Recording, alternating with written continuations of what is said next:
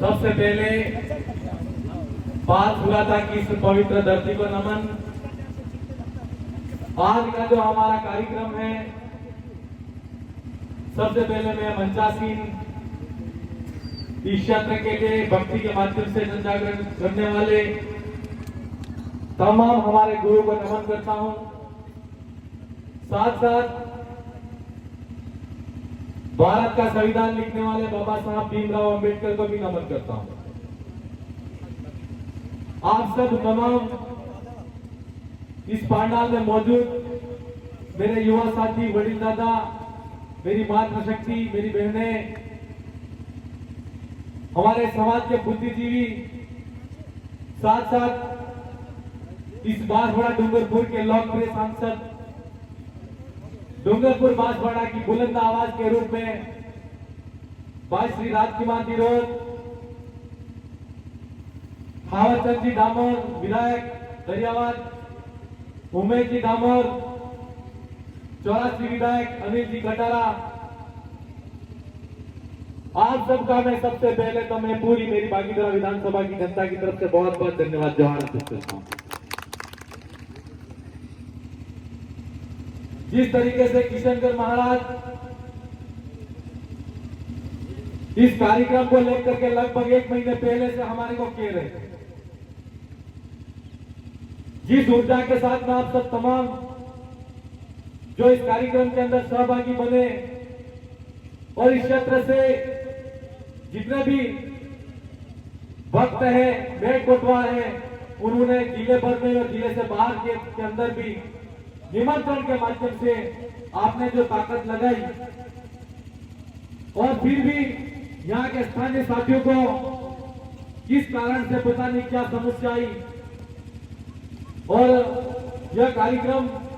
बिल्कुल गैर राजनीतिक और इस क्षेत्र के लिए, इस क्षेत्र के उत्थान के लिए और सामाजिक विचारधारा के माध्यम से जन जागरण के रूप में इसको देखा जाना चाहिए था, लेकिन ऐसा नहीं हुआ। पूर्व में वक्ता दादा भंवरलाल परमार बता रहे थे, मैं छोटा सा उदाहरण देना चाहूंगा कि अंग्रेजों के सामने मैं ज्यादा 8वीं और उससे पूर्व की सदी में नहीं जाए, लेकिन आज से कुछ वर्ष पहले 1913 की जो घटना हुई मानगढ़ की पहाड़ी पर, मध्य प्रदेश, गुजरात और राजस्थान के आदिवासियों को एक करने का काम किया और अंग्रेजों के सामने इस भूले भटके समाज को संगठित करके, संगठित रूप देकर उसके अंग्रेजी हुकूमत के सामने लड़ने की जो ताकत देने वाले गवर्नर महाराज पूरी मानगढ़ की पहाड़ी पर जब आदिवासियों का वहां संत सभा के माध्यम से सभा चल रहा था, उस समय अंग्रेजी और यहाँ के स्थानीय रजवाड़ों में आदिवासियों को बिखेरने का काम किया। मैं इस बार चुराला की धरती पर आया हूं और मैं बागीदरा विधानसभा से आता हूं और बांसवाड़ा हमारा जिला है, लेकिन मैं ये बात इसलिए बताना चाह रहा हूं आपसे कि मानगढ़ की पहाड़ी पर मध्य प्रदेश, गुजरात और राजस्थान के आदिवासियों को संगठित करने वाले गोविंद गुरु कहां से निकले थे? डूंगरपुर से निकले। मध्य प्रदेश, गुजरात और राजस्थान के अंदर भक्ति के माध्यम से आदिवासियों की जो भक्ति है उसको जन जागृत करने वाले जितने भी भक्त थे, जितने भी जो गुरु थे, वो कहां से थे? डूंगरपुर से थे। मैं आपसे इसलिए ऐसा कह रहा हूं कि क्रांतिगढ़ महाराज, अभी किशनगढ़ महाराज बता रहे थे, ये विकास, ये लड़ाई,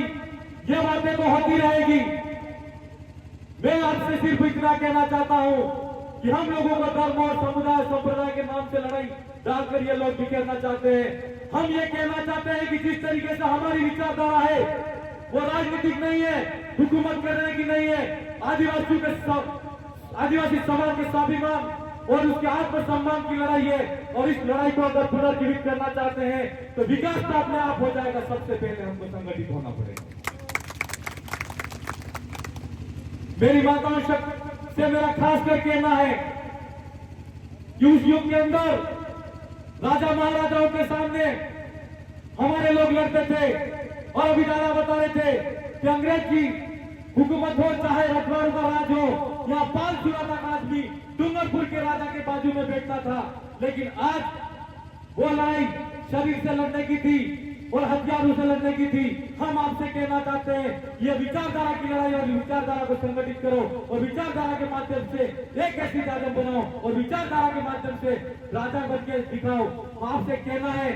जब हमको राजा के बाजू में बैठने की जरूरत नहीं, हमारे राजा खुद बनाओ। और आप जैसा कह रहे थे कि डूंगरपुर के अंदर डूंगरपुर की वो धरती है, याद डूंगरपुर का जो कारवा है उस कारवा को डूंगरपुर की जनता ने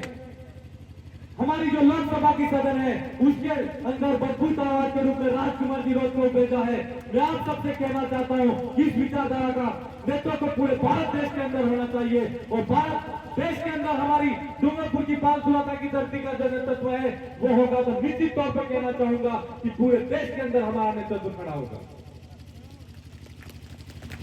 यह बात इसमें कहना जरूरी है कि किसी बात को हम स्वीकार करने में समय लगता है, लेकिन बात ये जरूरी भी है और कभी भी लगेगी आपको। लेकिन हमको धर्म और संप्रदाय के नाम पर ये लोग लड़ाना चाहते हैं। हमको धर्म की किसी लड़ाई के अंदर नहीं लड़ना है, हमको एक दूसरे का साथ देना है। और साथ साथ ये बात भी कहना जरूरी है कि हम सबके अंदर इक्वलिटी आनी चाहिए, समानता आनी चाहिए कि हम अपने विचार किसी भी चाहे जनप्रतिनिधि हो, चाहे बड़ा अधिकारी हो, चाहे वो महंत हो, एक कोतवाल हो, लेकिन अपनी आवाज आम आदमी की तरह वो आवाज सुनेगा तो निश्चित तौर पर इक्वलिटी आएगी। और यह विचारधारा समानता लाने की विचारधारा है। इसलिए मैं आपको इस मौके पर यही कहूंगा, आज जिस तरीके से देश के अंदर हमारी जो विचारधारा बढ़ रही है, मैं स्थानीय पाल सुराता के परिक्षेत्र के जो साथी हैं उनसे कहना चाहूंगा कि हमको अब संगठित होने का जो मौका मिला है और जो संगठित रूप देने का और इस विचारधारा को मजबूती देने का पूरे डूंगरपुर के अंदर जो काम किया गया है और पूरे देश के अंदर आज विचारधारा मजबूत हो रही है। आपको किसी से डरने की जरूरत नहीं है। साथ साथ मैं आपको छोटा सा भागीरथी विधानसभा का विधायक हूँ, लेकिन फिर भी मेरे परिक्षेत्र के अंदर नहीं आते हैं। वो सांसद साहब और अनिल जी जानते हैं और हमारे साथी विधायक भी जानते हैं। मैं निश्चित ही आपने जो समस्याएं बताई है उनमें अगर मैं कुछ कर पाता तो निश्चित तौर पर करता।